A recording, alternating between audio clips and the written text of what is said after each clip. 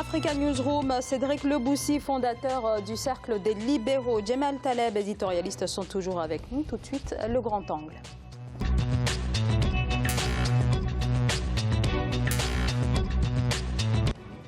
L'association Sherpa est accusée par les autorités mauritaniennes de corruption en raison de ses liens avec Mohamed Ould Bouamatou. L'association de lutte contre la corruption aurait bénéficié du financement de ce multimillionnaire opposant direct au chef de l'État, dont le régime est au cœur des enquêtes de l'association. La Mauritanie qui dénonce une collusion sans équivoque. Les précisions dans ce sujet de la rédaction. L'association Sherpa au cœur d'une vaste affaire de corruption. Dans l'une de ses publications datée de septembre 2017, l'association dénonce des faits de corruption en Mauritanie. Le rapport est accablant et vise directement des autorités mauritaniennes et des proches du président de la République. Tous sont accusés de malversation financière. Mais seulement en janvier 2018, suite à une enquête du Journal du Dimanche, un journal français, on assiste à un rebondissement dans l'affaire. Le Journal du Dimanche pointe du doigt l'avocat William Bourdon de l'association Sherpa qui aurait reçu des versements financiers de l'homme d'affaires mauritanien Mohamedou Bouamatou. Il fait partie d'un certain nombre de mécènes qui nous aident, mais nous ne l'avons pas attendu pour nous intéresser à la Mauritanie. Si l'association Sherpa est visée dans l'affaire, c'est parce que suivant des documents des enquêteurs, plusieurs flux financiers auraient été enregistrés entre Sherpa et son mécène visant en priorité le financement d'une enquête en charge sur la Mauritanie. La preuve à l'appui du journal du dimanche, c'est un courrier daté du 23 janvier 2014, écrit par Bourdon, où il dit « Cher Mohamed Bouamatou, cher Mohamed, je reviens vers vous pour les frais. Ils ne sont plus liés à l'affaire de la Mauritanie Airways, mais aux investigations menées par l'association Sherpa Sirkin Ross, une compagnie minière canadienne opérant en Mauritanie. Et d'autre part, pour l'enquête de la commission d'enquête citoyenne, il faut donc que tu fasses deux virements différents. Le premier de 50 000 € à Sherpa, dont tu as déjà les coordonnées bancaires. Au total, 100 000 € ont été versés à l'ONG à cette occasion. Donc, dans cette preuve où on entend un ton de familiarité entre les deux hommes, s'ajoute à toutes les autres que j'ai déjà citées.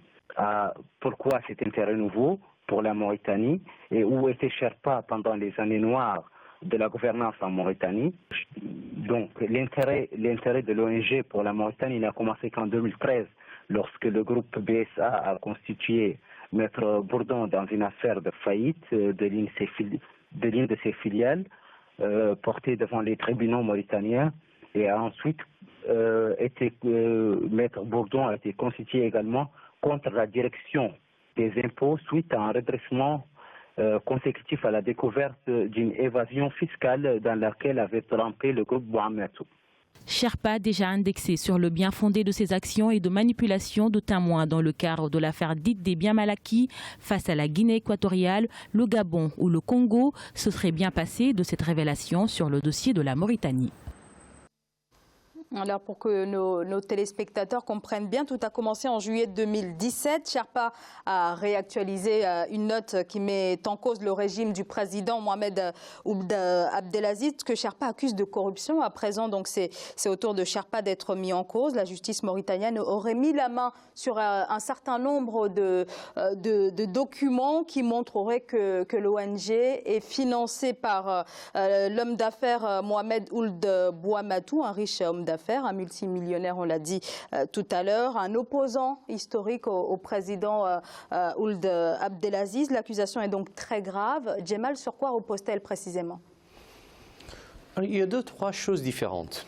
Premier point, j'aimerais bien un peu planter le décor, si vous le permettez. Moi, je n'aime pas beaucoup ces organisations qui viennent sur le continent africain donner des leçons. Mais vraiment, j'ai horreur de ça. J'en veux absolument à la Cour pénale internationale de n'avoir que des Africains dans ces prisons. Je trouve ça insupportable. Et puis, je n'aime pas ceux qui traquent les biens dits mal acquis, mais comme par hasard, c'est toujours contre les Africains. Il y a une espèce de sentiment de négrophobie qui me révolte à titre personnel. Ces mêmes-là c'est comme si au Maghreb, il n'y a pas de bien dit Malaki. Alors, Sherpa a quand même ouvert pour être quand même un petit peu plus contre la Tunisie, juste. Contre la Tunisie, une fois que le président est tombé. La Syrie, actuellement, il y a une enquête qui il y a un État en Syrie qui est celui qui... La Syrie, c'est lui... Mais on va poursuivre peut-être sur la Mauritanie. La Syrie, c'est lui où il n'y a plus d'État et que le président de l'État est mis en banc des nations. Non, parce que vous avez dit que Sherpa n'attaque que les pays africains. C'est pour dire qu'à côté de ça, il y a quand même... Il n'y a que les pays africains, pardon, je le maintiens. Il y a une velléité contre le président de Tunisie une fois qu'il n'est plus au pouvoir. Ou alors quel courage contre le président syrien, celui-là que plus personne ne reconnaît. C'est génial. Autrement, ce sont toujours des Africains.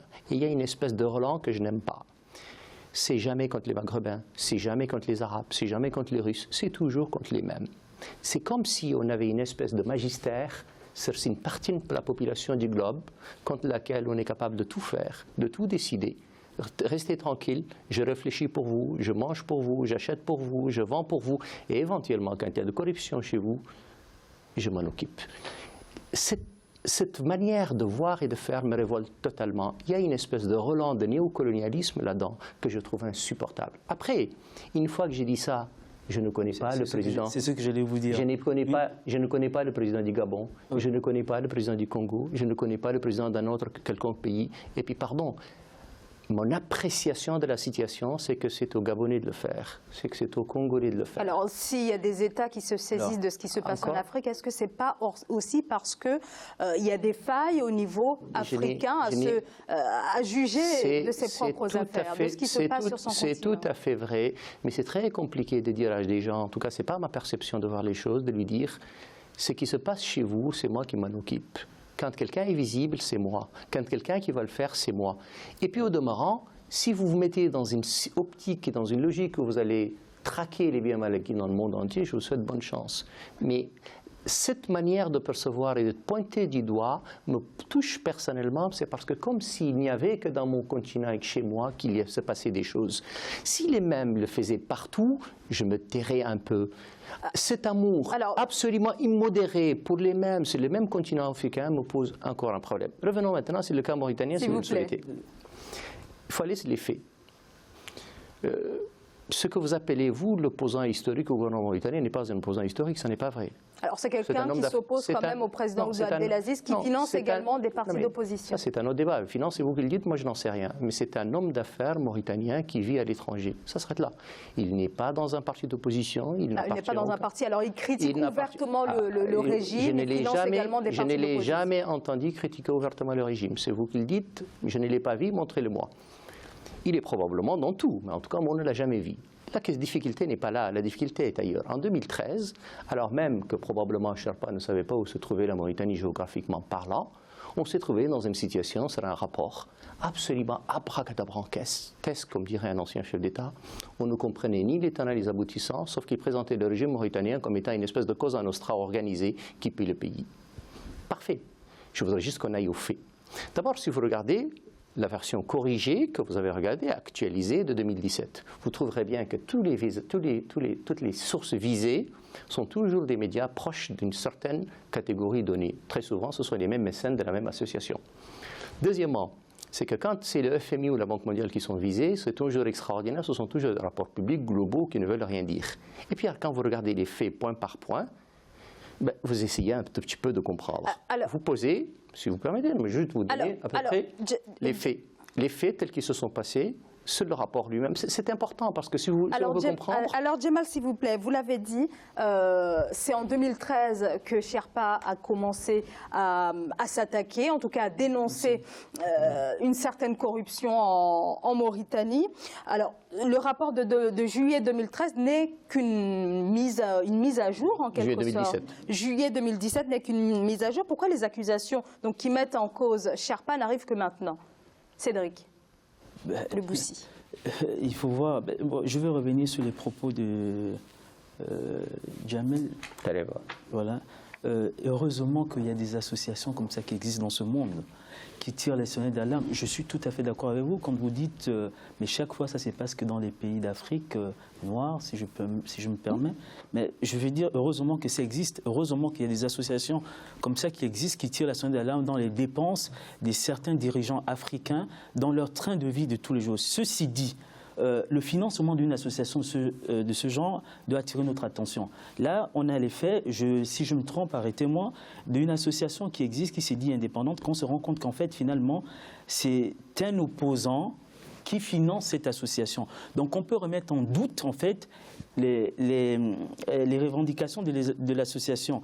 Est-ce que les biens mal acquis du Gabon, de la Guinée équatoriale et du Congo, le problème qui sont sortis, qui a financé ce dossier? On peut se poser la question aujourd'hui. Donc on peut remettre en question aujourd'hui l'éthique de l'association, et là où je vous rejoins en disant, mais est-ce que finalement toutes les démarches que l'on a de cette association aujourd'hui, est-ce que finalement ce n'étaient pas des dossiers financés par des soi-disant opposants? C'est la véritable question qu'on a. Ceci dit, mais dans le fond... Est-ce que pour autant cela signifie que les enquêtes sont fausses? Alors, il faut laisser la justice faire son travail. Je ne veux pas m'avancer là-dessus. Je pense qu'on n'a pas encore tous les éléments. Je pense qu'on n'a pas encore tous les éléments. Ça ne veut pas dire que les enquêtes sont fausses. Qu'est-ce que ça a donné les résultats des différents problèmes qu'ils avaient élevés, notamment sur les biens mal acquis de la Guinée équatoriale, du Gabon et du Congo? Est-ce qu'il y avait des éléments dans les dossiers de la partie adverse? Il faut regarder. Je ne veux pas m'avancer dessus. Je pense qu'il faudrait être prudent. Il faut laisser la justice faire son travail. Je pense que mon voisin... Djemal Taleb, est-ce que pour autant ce que disent ces enquêtes sont fausses? Puisque ceux qui dénoncent cette collusion s'attaquent surtout au fait que ça soit une collusion, mais pas au contenu des enquêtes. Le dossier dit des biens mal acquis, ce n'est pas notre sujet ici et je ne peux pas le commenter. Je n'en sais pas grand-chose et donc il m'est difficile de compliquer. Ce que je dis, et je le maintiens encore une fois, c'est que c'est toujours les mêmes et ça m'embête toujours que ce soit toujours les mêmes. Que des organisations existent, j'en suis heureux, ce n'est pas la question. La question, c'est que c'est toujours les mêmes et qu'à chaque fois c'est pointé par les mêmes et que c'est toujours des gens du Nord qui vont pointer les gens du Sud, ça m'embête profondément et je vous le dis. Ça ne veut pas dire que je mets en cause le travail des opposants. Non, je n'ai pas dit que vous mettez en cause. Je mets en cause le travail vaillant des opposants gabonais, congolais, rwandais, qui ont absolument le droit d'exister, de faire le travail remarquable, ni mauritaniens d'ailleurs, qui font un travail remarquable, que je salue. La question pour moi est toujours, ce sont toujours les mêmes, comme par hasard, d'anciens colonisateurs, comme par hasard, ici des pays du Nord, comme par hasard, toujours dans la même optique, et ça m'embête. Pour revenir maintenant au cas mauritanien. Oui, non, ce qui est dit dans le rapport est absolument ici de mensonge de A à Z, et c'est ça qui m'embête, je vais vous dire pourquoi. Quand vous allez sur l'aéroport de Mauritanie, on vous dit l'aéroport de Mauritanie a bénéficié à telle ou telle personne. C'est une opération banale de partenariat public et privé. Excusez-moi, le gouvernement mauritanien décide de faire un aéroport. Il dit, je n'ai pas d'argent, je ne veux pas alourdir la dette publique, je vais trouver les moyens de le faire autrement. Pour le faire autrement, il demande à une organisation régionale, donc la SECNA, de financer les éclairages. Il demande à une organisation internationale partenaire, le FADES, de financer les pistes. Les pistes. L'infrastructure elle-même, il appelle 2, 3 consortiums mauritaniens et il leur dit, nous allons négocier ensemble et discuter des voies et moyens pour les financer. Alors on a surtout dénoncé le fait qu'il n'y ait pas eu d'appel d'offres. Je vais vous le dire. Et donc, puisqu'il le fait, il négocie avec eux, c'est le foncier, une partie du foncier de l'ancien aéroport et une partie d'un autre foncier de l'ambit du gouvernement mauritanien, c'est de faire de la promotion immobilière derrière. Alors on me dirait, ça n'a pas fait l'appel d'offres. Si, ça a fait l'appel d'offres, pourquoi? Parce que c'est quoi un appel d'offres mauritanien? Ça a une valeur législative. Le contrat est passé devant le Parlement mauritanien qui l'a approuvé, c'est-à-dire que le parallélisme des formes est respecté et c'est comme si l'appel d'offres a été fait. De ce point de vue-là, et juridiquement, c'est la même chose.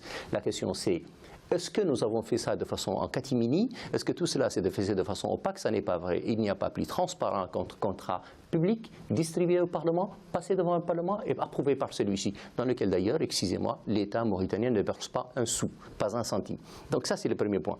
Le deuxième point, une société chinoise qu'on accuse à tort et à travers de faire de la pêche. Le gouvernement mauritanien pêche 1 500 000 tonnes par an de potentiel.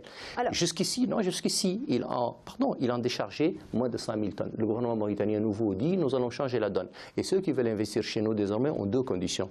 Un, ils ne peuvent le faire qu'avec du personnel mauritanien. Deuxièmement, ils sont obligés et faire de l'infrastructure et de décharger en Mauritanie. Une société chinoise vient le faire et elle dit voilà les conditions que je vais faire. Je vais faire de la pirogue, je vais faire tant d'emplois et un cahier de charges bien précis.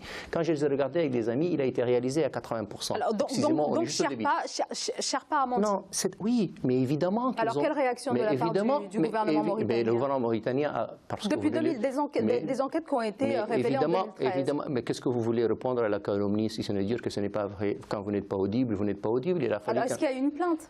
Mais Je n'en sais absolument rien, ce n'est pas une question de plainte. Pourquoi vous voulez me donner des situations? Il n'y a pas eu de plainte. Mais ce n'est pas une question de plainte. La question de la calomnie, vous pouvez le faire deux choses. Parce que là, il y aurait diffamation dans ce cas-là. Mais la diffamation, vous pouvez porter plainte, comme vous pouvez ne pas porter plainte. Et quand vous posez une question, laissez-moi répondre. Vous pouvez porter plainte, comme vous pouvez ne pas porter plainte de la calomnie. Donc là, le gouvernement mauritanien a considéré dans le premier rapport en 2013 qu'il était financé par des opposants basés à l'étranger et qu'il n'a de crédibilité que ceux qui l'ont financé. Et qu'en fait, il n'a pas de valeur. Dans la deuxième mouture de 2017, le gouvernement mauritanien a considéré qu'il allait encore loin. Deux personnes mauritaniennes ont considéré qu'elles sont visées dans un dossier et qu'elles ne sont pas contentes, elles ont, elles, porté plainte. Ça, c'est leur droit le plus élémentaire. Le gouvernement mauritanien, lui, considère que le chien aboie, la caravane passe, et qu'en soi, il n'est pas tellement important et il n'a pas à perdre de temps dessus. Il a fallu qu'un journal français basé en France et à Paris détecte sur des éléments nouveaux une collision mauvaise qui donne lieu évidemment à une espèce de conflit d'intérêts assez malsaine.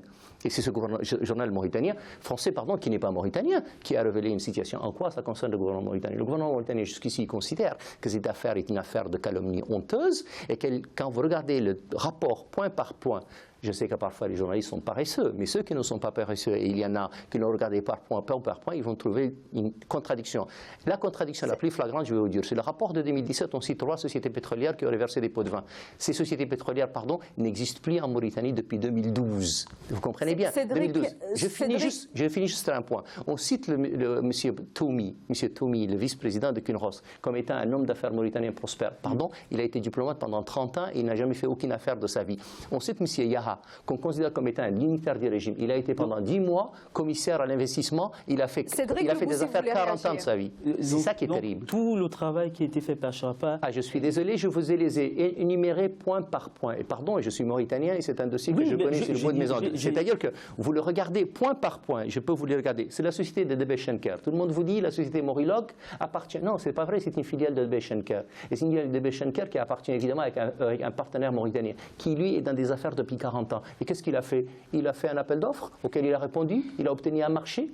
Pardon, il y a 2 ans, il ne l'a même plus. Non, attendez, il y a 2 ans, il ne l'a même plus et il a été donné à une filiale d'une société française. C'est ça qui est terrible. Donc le gouvernement mauritanien finira par porter plainte contre la société.